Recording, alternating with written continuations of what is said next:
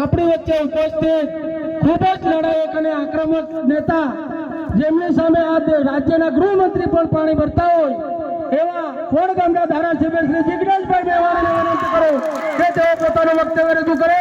જિગ્નેશભાઈ મેવાણી. મંચ પર ઉપસ્થિત કોંગ્રેસ પરિવારના સૌ સન્માનીય સાથીઓ, એઆઈસીસી ના સેક્રેટરી ઓઝા સાહેબ, આપણા પ્રભારી મુકુલ વાસનિકજી, પ્રદેશ પ્રમુખ શ્રી અમિતભાઈ ચાવડા, જેમના નેતૃત્વમાં આ એક ઐતિહાસિક જબરદસ્ત જન આક્રોશ રેલી નીકળી છે.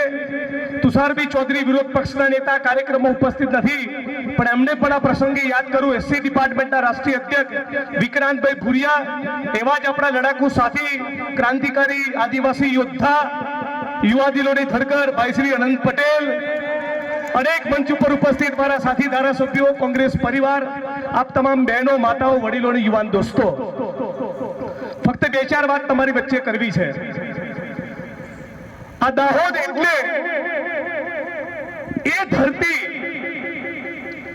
જેણે આદિવાસીઓની સામે સ્વતંત્રતાના આંદોલનમાં બલિદાન આપ્યા અને પોતાના લોહીથી જે ધરતીને સીંચી, એ ધરતીનું નામ છે દાહોદ. અને આ એ ધરતી છે જે ધરતીના આપણા આદિવાસી સમાજના ભાઈ બહેનો હોય નહીં, અને ગુજરાતમાં આ જેટલા પણ મોટા મોટા બિલ્ડિંગો, મકાનો, mall, multiplex, shopping centre, tower, ગુજરાતની વિધાનસભાનું મકાન, સચિવાલયનું મકાન, તમામ પોલીસ સ્ટેશન, તમામ મામલતદાર કચેરી, પ્રાંત કચેરી, એસપી ઓફિસ, કલેક્ટર ઓફિસ, મારું પોતાનું મકાન અને ગુજરાતના મુખ્યમંત્રીનું મકાન, આ તમામે તમામ મકાનના પાયામાં જેનો લોહી અને પરસેવો છે એવા દાહોદના કડિયા મજૂરોને, તમામ મારી બહેનો, માતાઓ, વડીલો, આ તમામ લોકોને હું સલામ કરું છું, હું પ્રણામ કરું છું અને વંદન કરું છું. સાથીઓ, સમય પાકી ગયો છે.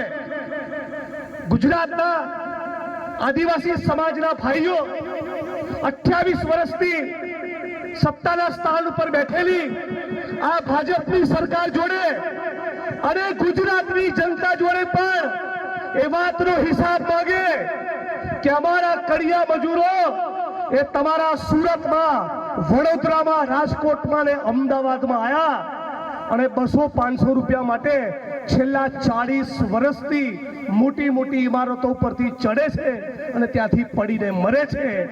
આનો હિસાબ માંગવાનો સમય, ભારતીય જનતા પાર્ટીની પાસે હિસાબ માંગવાનો સમય આજે આવી ગયો છે. સાથે હું ઘણી વાર વિચારતો હોઉં કે અમદાવાદની અંદર જોઈએ, એક તરફ ઉદ્યોગપતિઓના દીકરા અને દીકરીઓ અને આપણા દાહોદના, ગોધરાના, પંચમહાલના, સોનગઢના, વ્યારાના, વાપીના, બાંસવાડાના, ડુંગરપુરના આદિવાસી સમાજના બાળકો એ સિમેન્ટની થેલી અને કપચીના ઢગલાની અંદર એમનું બાળક ઉછેરતું હોય છે.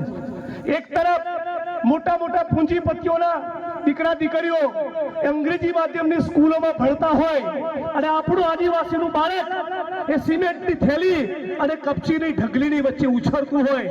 આ ભારતીય જનતા પાર્ટીએ છેલ્લા 28 વર્ષમાં કરેલો વિકાસ છે. આજે પણ ગુજરાતની અંદર જે 100 માંથી 40-45 બાળકો કુપોષિત છે, એમાંના મોટા ભાગના બાળકો એ દલિત, આદિવાસી અને ઓબીસી સમાજના બાળકો છે. આપણા ગુજરાતની અંદર કોંગ્રેસની સરકારે, યુપીએની સરકારે જે જંગલ જમીનનો કાયદો આપ્યો, એ જંગલ જમીનના કાયદા હેઠળ આદિવાસી સમાજને જે જંગલ જમીન આપવાની થાય એના 50 થી 52% આદિવાસીઓના દાવા આજે પણ ભારતીય જનતા પાર્ટીની સરકાર મંજૂર કરતી નથી. એ કેવડિયામાં સરદાર પટેલ સાહેબનું સ્ટેચ્યુ બનતી વખતે જે જમીનો લેવાની વાત હોય કે આદિવાસી વિસ્તારની અંદર ભાઈ અનંત પટેલ લડી રહ્યા છે, વિસ્તારની અંદર, એ પટ્ટાની અંદર મોટા ભાગે જે પાર તાપી રિવર લિંકનો પ્રોજેક્ટ લાવવાની વાત હોય કે દાહોદની અંદર એરપોર્ટ બનવાની વાત હોય, જ્યારે પણ જમીનો લેવાની વાત આવે ત્યારે ભારતીય જનતા પાર્ટીની સરકાર એ પૂંજીપતિ, ઉદ્યોગપતિઓની દલાલી કરવા માટે સૌથી પહેલું બુલડોઝર એ આદિવાસી સમાજની છાતી ઉપર ચલાવે છે. અને એટલા માટે હું નવી પેઢીના આદિવાસી યુવાનોને ખાસ અપીલ કરવા આવ્યો છું કે તમે તૈયાર થઈ જાઓ, નક્કી કરી લો કે આ ગુજરાતમાં ક્રાંતિથી ઓછું કઈ કરવું નથી. ક્રાંતિ ઇન્કલાબ કરવો છે, ઇન્કલાબ. આ ગુજરાતની સરકારને કેવું છે કે આ ગુજરાતની વિધાનસભાનું બજેટ અને ગુજરાતના સંસાધનોમાં સૌથી પહેલો અધિકાર હોય તો આ ગુજરાતના ગરીબોનો, આ ગુજરાતના વંચિતોનો, આ ગુજરાતના આદિવાસી સમાજનો છે. એ ખૂંખારીને આપણે કહેવું પડશે.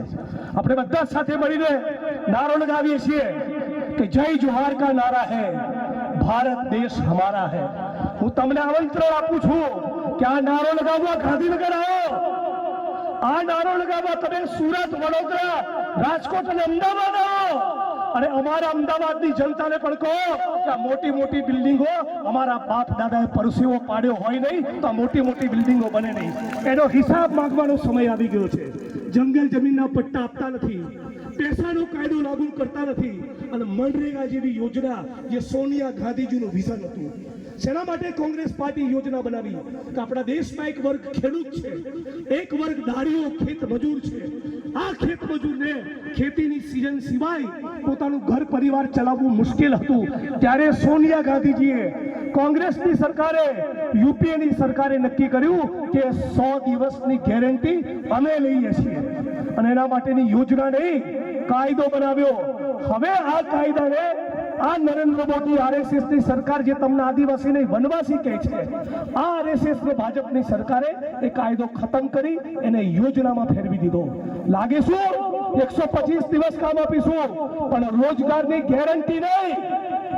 કોંગ્રેસની સરકારે જ્યારે કાયદો બનાવ્યો ત્યારે કાયદામાં શું લખ્યું હતું? જાન્યુઆરીનો મહિનો હોય, એપ્રિલનો મહિનો હોય, જૂન, જુલાઈ કે ઓગસ્ટ હોય, નવેમ્બર કે ડિસેમ્બર હોય, તમે અરજી કરો એના 15 દિવસમાં રોજગાર મળે. હવે મોદી કાયદામાં શું ફેરફાર કર્યો? ના, તમારી મરજી નહીં ચાલે. અમે નક્કી કરીશું ત્યારે તમને કામ આપીશું. કરવું હોય તો કરજો. આ આપણે ચલાવી લેવાનું છે. આ બિલકુલ ચલાવી લેવાનું નથી. અમે કોંગ્રેસ પાર્ટી તમને વચન આપીએ છીએ 27માં ડંકાની ચોટ ઉપર તમે તૈયાર થઈ જાઓ.